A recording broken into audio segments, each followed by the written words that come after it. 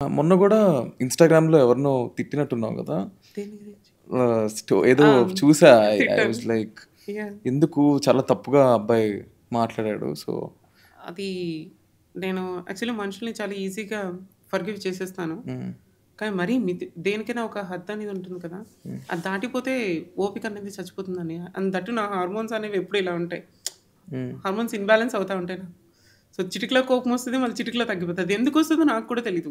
అది నా చేతుల్లో కూడా లేదు. మళ్ళీ చిటికలో తగ్గిపోద్ది. అండ్ ఐయామ్ వెరీ ఎమోషనల్ అనమాట.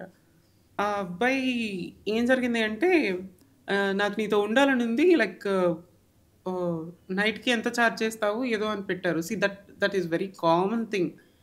ప్రతి ఒక్క ఆర్టిస్ట్‌కి అట్లాంటివేవో వస్తాయేమో నాకు తెలీదు. బట్ నాకొచ్చింది ఆ రోజు. అప్పటికే నేను ఆ అకౌంట్‌ని ఒక 10 టైమ్స్ బ్లాక్ చేసి ఉంటాను. లైక్ వేరే వేరే అకౌంట్స్ నుంచి అదే తనే మెసేజ్ చేస్తే నేను బ్లాక్ చేశాను. ఇంక అప్పటికి నాకు ఓపిక సచ్చిపోయింది. ఇంక రిప్లై ఇవ్వలేక. సో, అందుకని కొంచెం బ్లాస్ట్ అయ్యాను. But I'm sorry. కానీ పింకీ ఇప్పుడు నీ ఆపరేషన్ అయిన తర్వాత హ్మ్. సైడ్ ఎఫెక్ట్స్ అంటే ఇప్పుడు చూసి చాలామంది ఇప్పుడు ఎవరైతే ఒకళ్ళని చూసి even if they want to transform హ్మ్. వాళ్ళకేం చెప్తావు నువ్వు? సర్టెన్ ఏజ్ అనేది ఉంటుందన్నయ్య. ఏజింగ్ చూసుకొని అయితే బెటర్ ఏమో నాకనిపిస్తది. ఎందుకంటే 18 బిఫోర్ అయితే వద్దు. ఆఫ్టర్ 22 ఆ టైం నుంచయితే అట్‌లీస్ట్ ఆ పెయిన్స్‌ని బేర్ చేసే ఓపిక, పవర్ అనేది మనకొస్తది. ఓకే. బిఫోర్ 18 అయితే మాత్రం వి కాంట్ బేర్ ఇట్. మనం బేర్ చేయలేము అవన్నీ. అండ్ దీనివల్ల హెల్త్ హ్మ్. ప్రాబ్లమ్స్ ఏమైనా వస్తాయా? ఖచ్చితంగా ఒస్తాయి. ఖచ్చితంగా ఒస్తాయి. హ్మ్. కొంతమందికి యూరినల్ ఇన్ఫెక్షన్ అవుతుంది. కొంతమందికి ఒక్కోసారి సర్జరీ చేసి మళ్ళీ హ్మ్. క్లోజ్ చేసే ప్రాసెస్‌లు కూడా నేను చాలా చూసాను.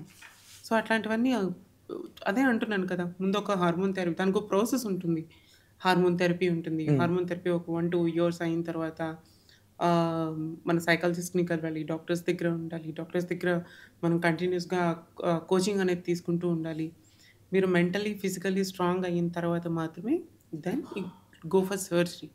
అంతేగాని డైరెక్ట్‌గా డబ్బులిచ్చేస్తే చాలామంది డాక్టర్స్ చేసేస్తారు ముందు వెనక ఆలోచించకుండా.